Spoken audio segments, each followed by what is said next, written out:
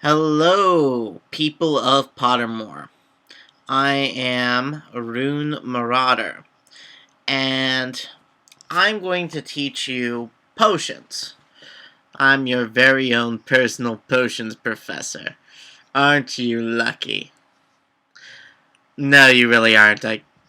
I've done this a lot, but I know it gets difficult for people, usually brewing potions. So, what potion are we going to be covering today? Why, it's one of the new potions from the Book of Potions. And I do have to rely on my internet. I apologize. We are going to be covering Doxycide. Part 1 and Part 2, all in the same video because this is really quick. So basically how this works is you need these ingredients. Most of these you do have to buy from Diagon Alley. You just go to the cauldron shop and you can get them. Dragon liver can be found in chapters, although the precise chapter escapes me at the moment. I am fairly certain it can be found in book 1 in the trophy room moment. This may have changed by the time you're watching this video. It might not have. I should be entirely right. So, let's begin. So, this is going to be the first video I'm doing for this. And as you can see, it starts off with whatever potion you choose, or whichever cauldron. And they each give a time frame, 2 to 3 minutes for Doxycide, and it gets longer for the other potions. However, Doxycide is unique as it's actually the fastest potion for points. Considering both parts should take about 5 minutes if you go at the fastest speed, which is going to be 2 minutes. You actually don't get much of a benefit by going from brass to copper, but pewter gives you 3. So we're going to do a brass cauldron. There's Doxycide Part 1, and we're going to get started. So these are our ingredients. One of these will be taken out of your trunk. One of each. So 1 Bundymun, 1 Dragon Liver, and 1 Streelers. Even though it says something like 5 measures, it's only 1 thing in your trunk. So if you fail, don't feel bad. And if I fail, feel free to laugh at me and mock me in the comments. So, first things first, we add 5 measures of Bundymun. And if you notice, I'm not going too fast, but I click on it and drag it high over. So from there, we grind it up, wait until it gets there, and then stop immediately. And we're going to want 1, 2, and 3. Now, the reason I can do this without looking at the book is because I practiced. So, 1, 2, 3. It's a good way to remember that you go from 5 to 3, then 3 again, and then 1, 2. And then 1, 2, 3, 4, back to 5. We'll heat this up, and we're keeping it in here until the 15 seconds are done. And I apologize, this is admittedly going a bit fast, but potions, when you get used to them, you can sort of brew them without really looking at the book. So all you need to do is take one. I know it didn't show. That happens sometimes. But after that, you just stir anti-clockwise 10 times. And as you can see, it crosses out each one of these. And now all I need to do, wave the wand. As you can see, I have plenty of time left if I wanted to. And that is all. See, part 1 is brewing. Now, as you notice, the percentage is moving pretty fast. The reason why I clicked come back later is because occasionally there's a glitch. When you heated a potion, it will actually stop. And it will mess up your potion when you wave the wand on part 2. So, we're using brass, copper. As you can see, this is all working pretty well. The potion is brewing. This is actually a really tricky potion, not because of how many steps are involved, but because if you wait beyond the 2 minutes it takes to brew, it only gives you 1 minute to come back. You only have one. So you do need to be glued to your seat and watching. Some people can get a few duels in as well, but I wouldn't recommend it if you're getting used to brewing or if you're just starting with this potion, because it is a very different beast from the others. Because while they can be just, oh, put it in, pick it back up later, and you should be good. Like Antidote, you have about 40 minutes to get it all done.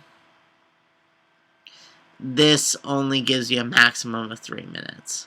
As you can see, the percentage just keeps climbing up, It isn't waiting for me.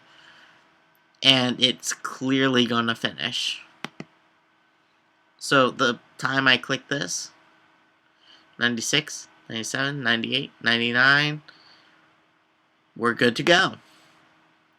And the next part of instructions, just wave your wand. That's it.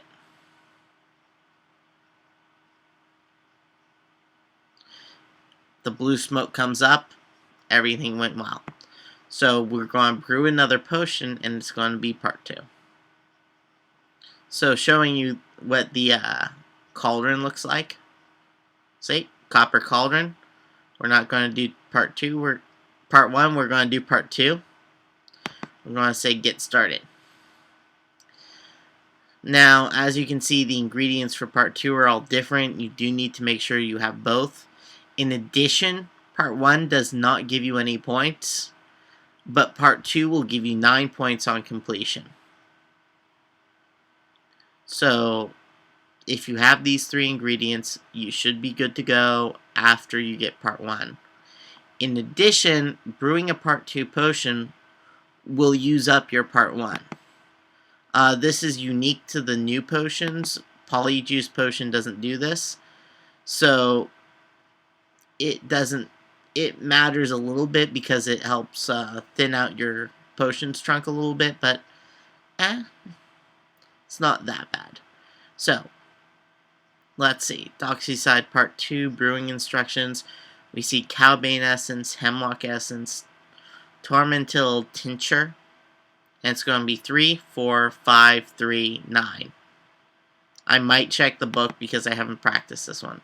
So first, hemlock essence. Make sure you remember what it looks like. I'm not going to make any jokes. That would be far too easy. So 3 of those. We're checking again. Check, stir 4 times clockwise. 1, 2, 3, 4. Check again. 5 measures cowbane. We move it, and if you notice, I use the edge of the cauldron to help position everything. Now 3 measures of this. 1, 2, 3. And we're good to go. Now we stir 9 times anti-clockwise. 1, 2, 3, 4, 6, 7, 8, 9. High temperature for 16 seconds. We start on the red, switch to the yellow. If you do it that way and start off with the red, it helps you get to be inside a good time for the potion a lot easier. And just hit the blue when it gets to the next white line near the gold. So, next we wave our wand.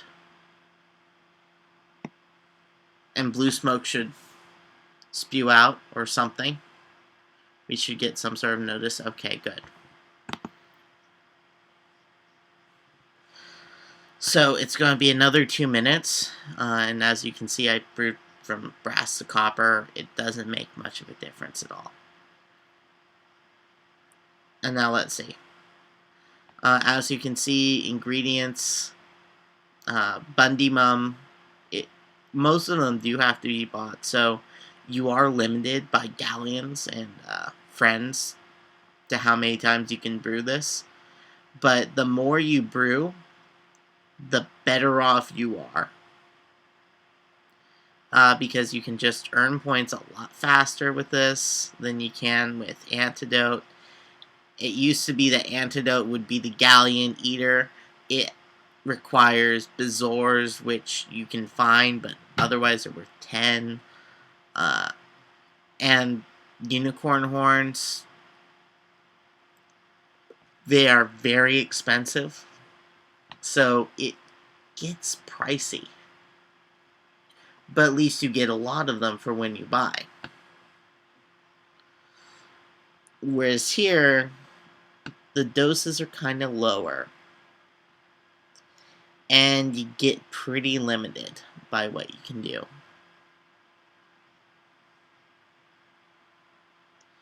And as you can see, it's just loading, loading, loading.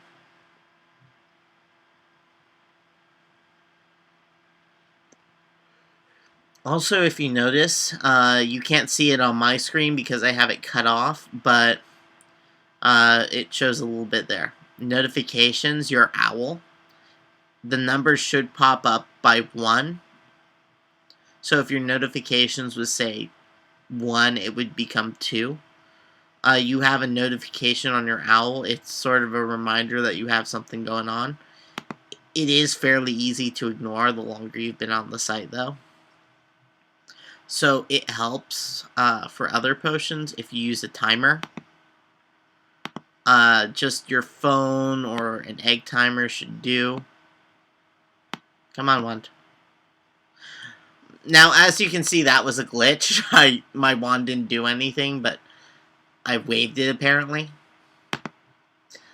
But yeah, now we have Doxycide Part 2. Really, all you need to do for the Part 2s of these potions are wave your wand after you get the heavy lifting off.